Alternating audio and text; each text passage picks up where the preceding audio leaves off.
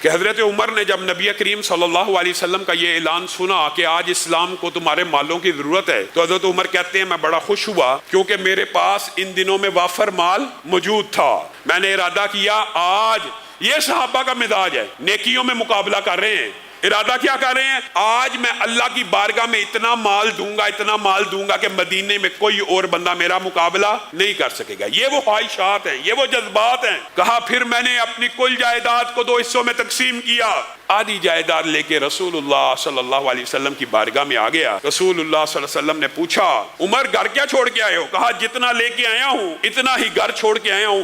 رسول اللہ صلی اللہ علیہ وسلم کا چہرہ خوشی سے لال ہو گیا۔ حضرت عمر کو بھی جنت کی بشارتیں بے شمار مرتبہ ملی۔ کہا یہ وہ دن تھا کہ میں سمجھتا تھا میرے سے زیادہ انفاق کرنے والا کوئی نہیں ہوگا۔ میں دیکھتا ہوں ابو بکر آ رہے ہیں، مال تو کچھ کم لے کے آ رہے ہیں، لیکن رسول اللہ نے پوچھا ابو بکر اسلام کے لیے کیا لے کے آئے ہو؟ تو مفہوماً اردو ترجمے میں مفہوم اگر بیان کروں تو بے جانا ہوگا، اے اللہ کے رسول پورے گھر میں جھاڑو لگا کے آ گیا ہوں، جو کچھ ملا ہے اسلام کے لیے وقف کر دیا ہے۔ گھر کیا چھوڑ کے آئے ہو؟ اللہ اور اس کے رسول کی محبت چھوڑ کے آیا ہوں۔ حضرت عمر کہنے لگے اللہ کی قسم یہ وہ دن تھا، اللہ کی قسم یہ وہ دن تھا جب عمر نے ابو بکر سے مسابقہ اور مقابلے کرنے کا خیال بھی دل سے نکال دیا۔